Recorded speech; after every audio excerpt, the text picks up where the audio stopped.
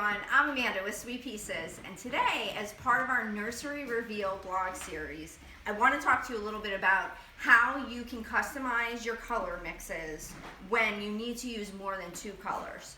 So we have another video on YouTube about easily customizing chalk paint colors by mixing them, and in the video I only talk about mixing 2 colors together. So as a quick tip, let's just talk about how you would figure out your parts and ratios without getting too mathy with more than 2 colors. So go ahead and read the blog. It's the 6th reveal series in our nursery reveal series, and in Madison's room we did a couple of different finishes. I talk about the different finishes in the series, so go ahead, jump on there and read all the different blogs. But this one is about the custom mixes that I did. So we did a dresser, a small side table, and a coat rack in there in this beautiful peachy, corally shade of pink. Not too baby, not too bubblegum. It's just like this gorgeous shade. So this is actually the same silk that's on her drapes. We did have some pillows made as well. So I needed to match this, and let me just grab a couple things from the wall here. Antoinette was just a little bit too, well, let me show you. It's almost, when you put it up to it, do you see how it gets purple?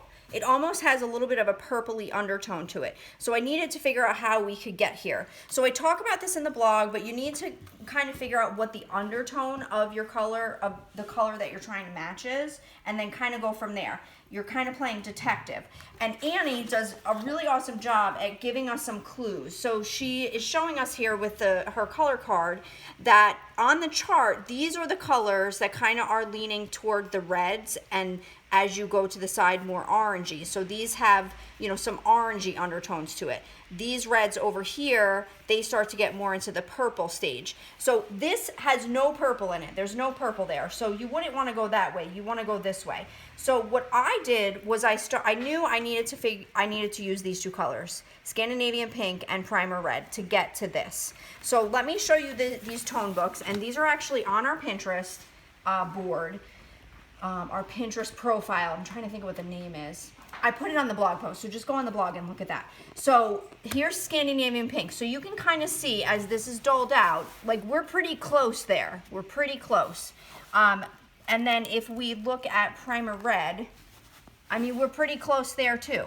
So I felt, you know what, we need to use both of those colors. So how did I do it?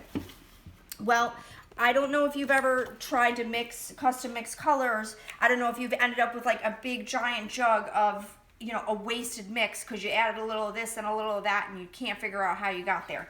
Well, here I am to the rescue. This is easy peasy. So when you want to figure out a mix, this is an Annie Sloan workbook. It's so super easy to use. Get yourself a nice book where you can mix colors. It's the handy dandy fingertip. So you're going to dip your finger into a color. That's 1 part. Now I'm going to dip into the Scandinavian pink. That's 1 part. And then I'm going to dip into my 3rd color. That's 1 part. Now I swirl them all together, and that's going to give me a mix. So that's a 1:1:1 ratio of primer red, Scandinavian pink, and old white. So now I know, so this is the actual color that I ended up with here. It's 1 part Scandinavian pink, 1 part primer red, and 20 parts old white. So you can just very easily just keep adding, doing your, I'll show you how I did it. So then I did, okay, that's too dark. So I'm doing 1 part, and let's do 2 parts of old white. Okay, that's 2 parts. And then you mix them together. Now see, this is getting a little lighter, but I'm like not even close to that because that is actually 20 parts of old white. So you just keep going that way until you figure out what your mix is. Now, then how do you figure that out? Now I want to mix up a whole batch. How do I figure it out? Well, you have to decide what your part is. Your part could be anything. Your part could be an ounce. Your part could be a teaspoon. Your part could be a cup. Your part could be I don't know, a water bottle with, this is the line. So up to that line is 1 part. You really are just going to decide what your part is. For me, I think I used an ounce as my part, so I mixed 20 ounces of the Old White, 1 ounce of the Scandinavian Pink, and 1 ounce of the Primer Red. There's really no math involved. You don't have to divide anything or anything like that. The only time you'd have to divide is, let's say you do a half a part of something. So 20 parts, 1 part, and half a part.